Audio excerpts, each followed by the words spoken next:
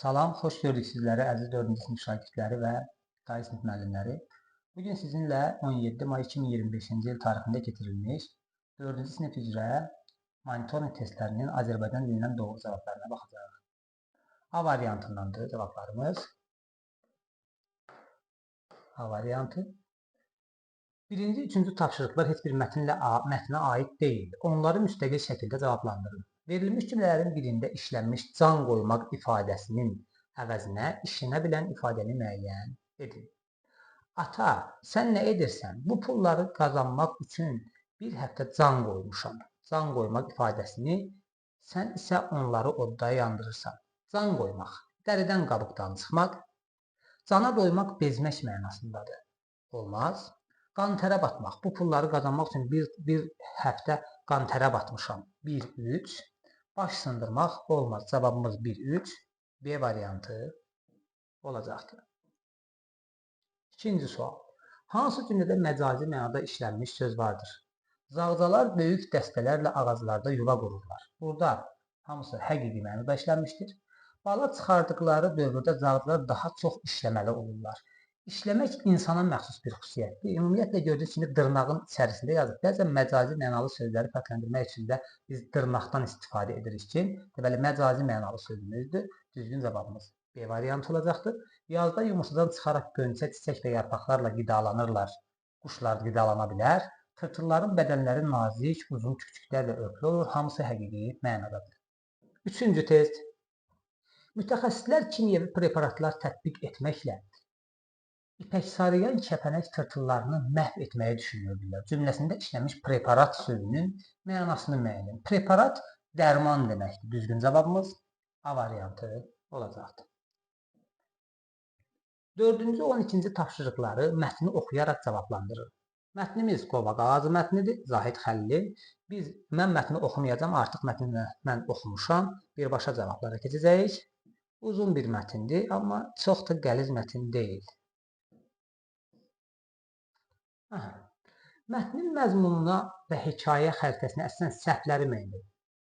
Deməli, hadisə, göbələklərin bişirilməsi, bəli, hadisə idi, doğrudur. Yanğın yenə hadisə idi, doğrudur. Baş verdiyi zaman, göbələklərin bişirilməsi gündüz idi, doğru cavabdır. Amma yanğın gecə baş vermişdi, yanlış cavabdır, biri 3-dür. Baş verdiyi məkan, meşədə biçirmişlər və bu şəhərdə deyildi, ona görə yanlışdır. Meşədə idi yanğın, bu isə doğru. Cavabımız 2-3, düzgün cavab D variantı olacaqdır. 5-ci sual. Mətndən verilmiş ifadələrdən hansı məcazi mənadadır?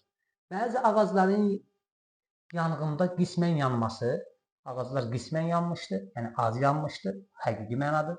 Közərən bir qığılcımın yuxudan oyanması. Yuxudan oyanmaq insana məxsus bir xüsusiyyətdir. Deməli, burada insana məxsus bir xüsusiyyət qığılcımın üzərinə köçürülmüşdür.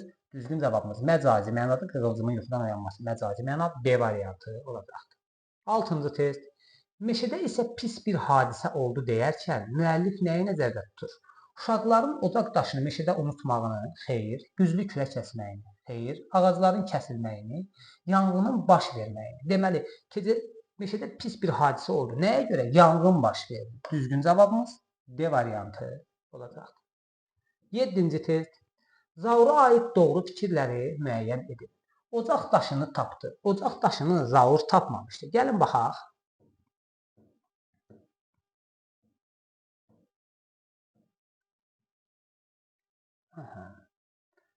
Gəlin baxaq.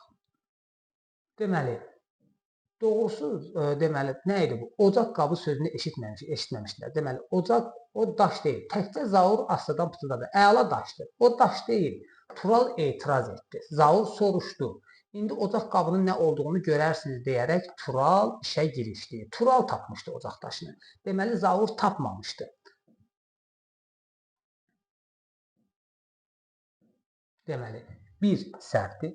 Qovaq ağacının yanmış görəndə göz yaşlarını saxlaya bilmədi. Bəli, bu Zaura aid bir xüsusiyyətdir.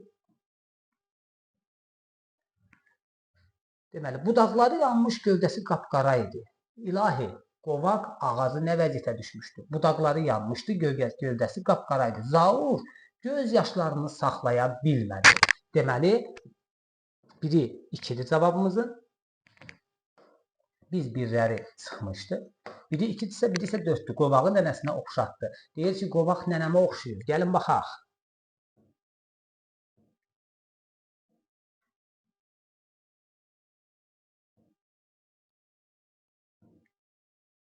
Aha.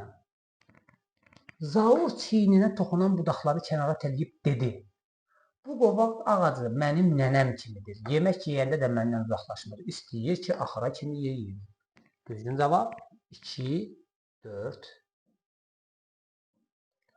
A variantı oldu.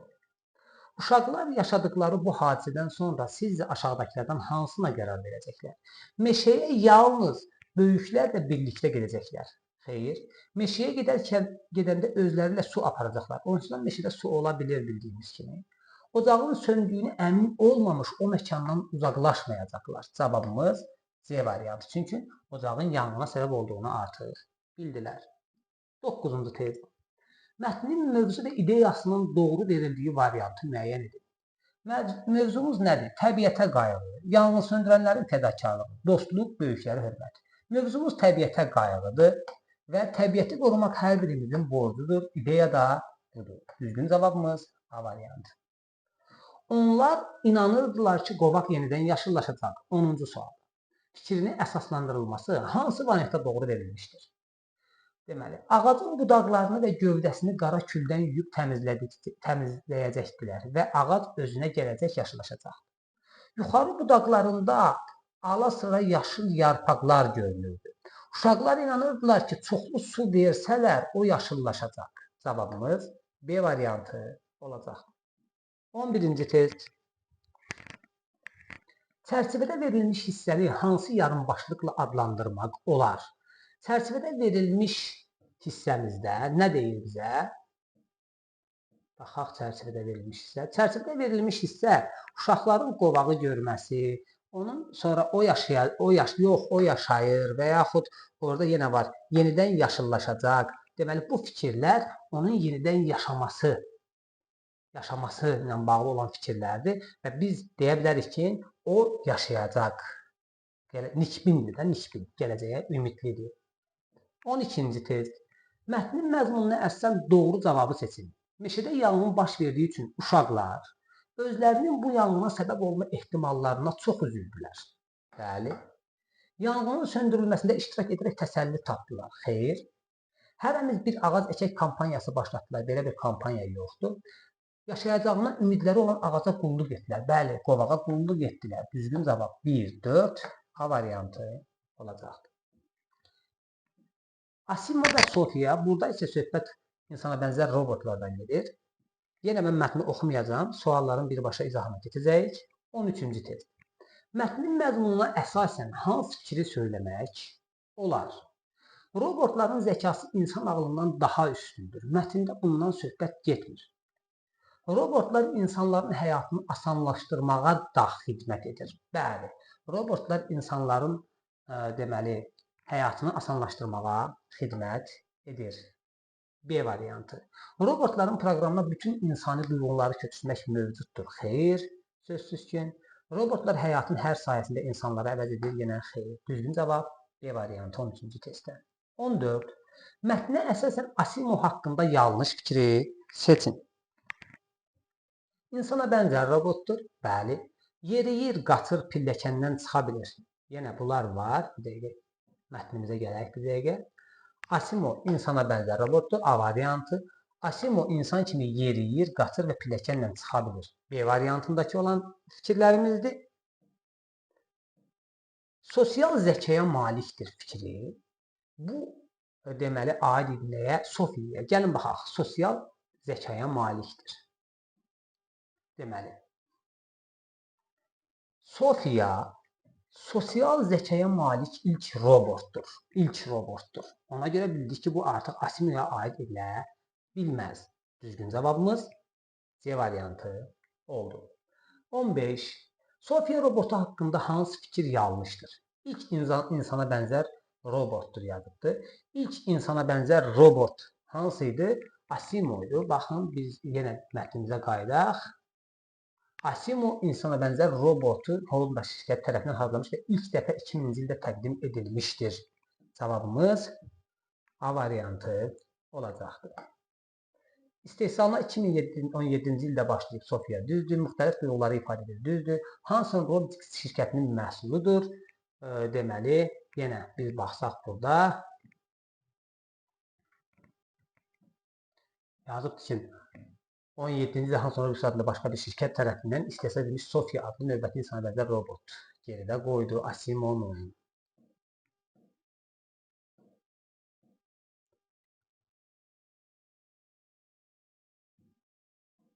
15-ci testdə cavabımız A variantı oldu. 16-cı test. Hansı bənddə səbəb-nəticə əlaqəsi pozulub? Robota vətəndaşlıq verildi. Sofiyaya Səudiyyə Ərəbistan vətəndaşlıq verildi. Tarixdə ilk belə fakt kimi qeydə alındı. Doğru fikirdir. Sofiya təqdim edildi, böyük marağa səbəb oldu. Yenə doğru fikirdir. Asimov təqdim edildi, Sofiyaya maraq azaldı. Sofiya təqdim edildi, Asimovya maraq azaldı. Səbəb nəticənin yeri yanlış göstərilibdir. Cavabımız C variantı olacaqdır. Asimovun istehsalı dayandırıldı. Honda şirkətinin istehsal istiqamətini dəyişdi. Süni intellektə yönəldi. 17-ci test. Sofia robotunun istehsalı nəticəsində hansı hadisələr baş verdi? İlk insana bənzər robot yaradıldı. Yanlış fikirdir. Asimov'du o. İlk dəfə fiziki məhdudiyyətli insanlara dost icad edildi. Yenə yanlış fikirdir. Hanson Robotics rəqabətdə önə keçdi. Bəli. Ona görə Asimovya maraq azaldı. Biri 3'dür. Səudiyyə Ərəbistanı fərqli vətəndaşa sahib oldu. İlk dəfə robota vətəndaşlıq hüququ verdi. Düzgün cavabımız 3, 4, C variantı olacaqdır. 18-ci test. Mətnin məzmununa əsasən yanlış fikir hansıdır? Son dövrlərdə insana bənzər robotlara maraq azalıb. Azalıb yox, artıb olmalıydı. Cavabımız A variantı. Robot texnologiyası bahalı sənaye sahəsidir, düzdür. Robotlar uzun müddətli araşdırmalar nəticəsində hazırlanır, bəli, düzdür. Robot sayəsində də şirkətlər arasında rəqabət olur, bəli. Honda şirkəti ilə deməli rəqabət oldu. Honda şirkəti burada deməli başqa bir sahəyə yönəldi. 19. Asimovun istehsalı nə üçün dayandırıldı? Honda şirkəti yeni insana robotu təqdim etdi. Xeyr, elə Asimov Hondaya məxsus idi. Sofia ilə rəqabətdə geri qaldı. Ona görə də istiqaməti dəyişdi. Düzgün cavab B variantı. 20-ci test. Honda şirkətinin 2018-ci ildə verdiyi qərar hansı fikri söyləməyə əsas verir? Bəzi şirkətlər inkişaf üçün digərlərlə birləşməyə məcburdur. Bu Honda şirkəti birləşmədi. Yanlış fikirdir. Şirkətlər fəaliyyət istiqamətlərini dəyişmirlər. Yenə yanlış fikirdir. Honda şirkəti süni intellektə yönəldi. Yeni məhsul bəzən rəqib şirkətin bağlanmasına səbəb olur. Burada şirkət bağlanmadı. Ona görə yanlış fikirdir. Rəqabətə dözümsüz məhsulların istehsalı dayandırılır. Doğru fikir. Düzgün cavabımız D variantı. 21-ci test. Üçüncü abzası hansı yarımbaşlıqla adlandırmaq olar? Üçüncü abzasımıza baxaq biz. Mətnimizə yenidən qayıdacağıq. Qarşısına 3 qoyulmuş abzas. Üçüncü abzasda deməli Asimovun çətinliklərin mövcud olması, sonra deməli Hanson şirkətinin Sofiyanı təqdim etməsi, ondan geri qalması. Deməli burada nə olacaqdı?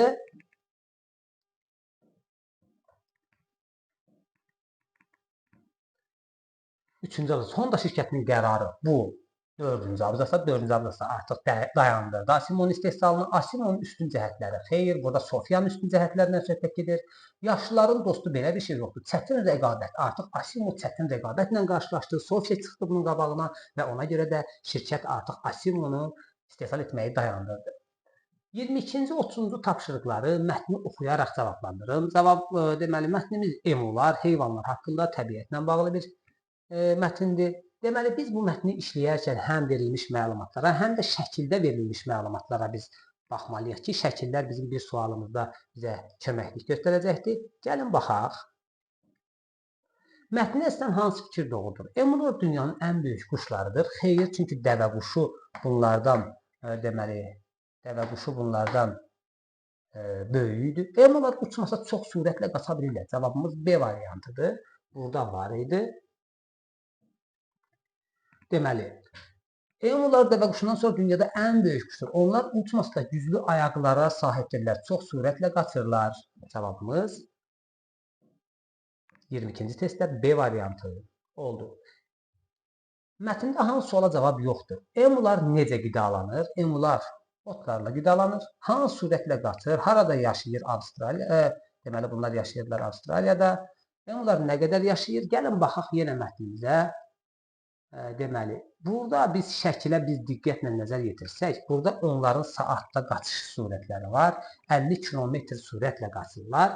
Deməli, amma emuların demir ki, neçə il, 3 il, 5 il, 10 il yaşaması ilə bağlı və yaxud 20 il, 30 il yaşaması ilə bağlı heç bir məlumat yoxdur. Düzgün cavabımız D variantı olacaqdır.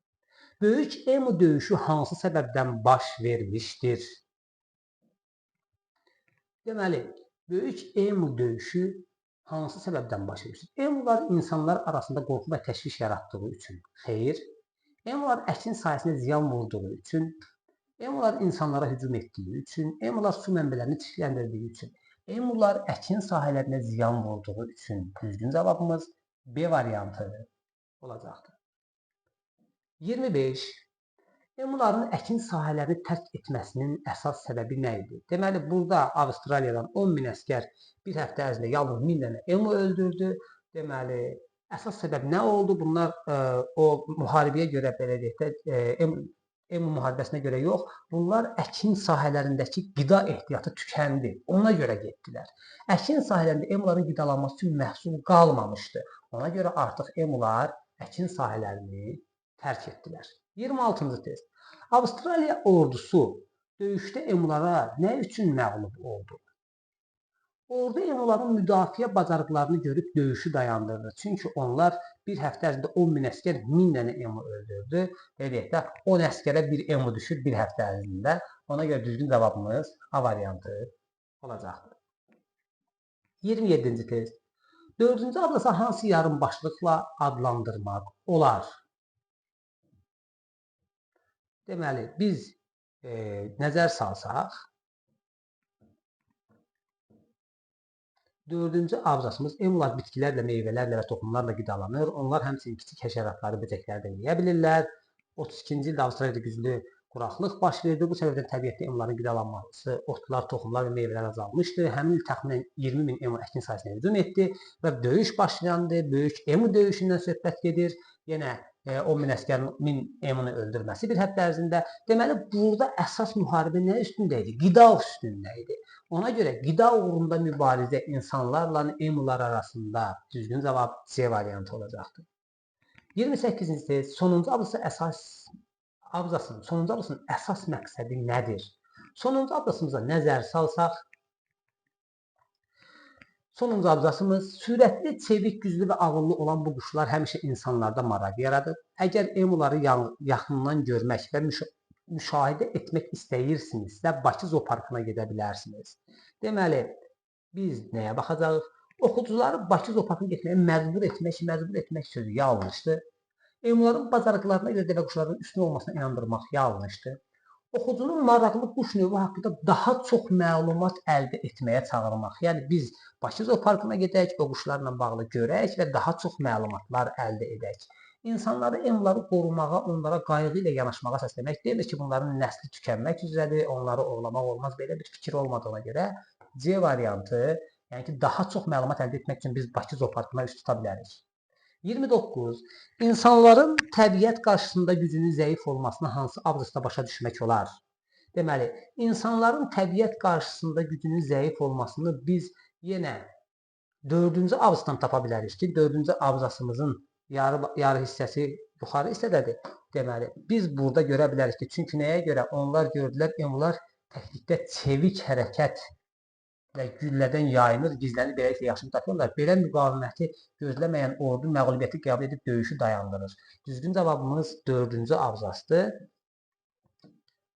29-cu test 4-cü abzas A variantı. 30. Emular haqqında şəkildə verilmiş məlumatları müəyyən edin. Tək yaşaması, çoxalması, yumurtasının ölçüsü, qidalanması. Baxaq biz, deməli, emuların haqqında məlumata baxacağıq yenə.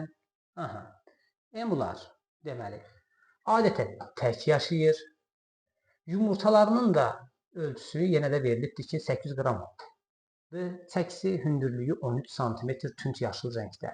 Deməli, burada nə var? Tək yaşamaları, yumurtalarının ölçüsü 1-3. Düzgün cavabımız 30-cu testdə A variantı olacaqdır. Sizinlə mən Süleyman Mamedov idim, Azərbaycan Ədəbiyyat müəllimi. Sonda kanalımıza abunə olmağı, videolarımızı bəyənməyi unutmayaq. Təşəkkür edirəm.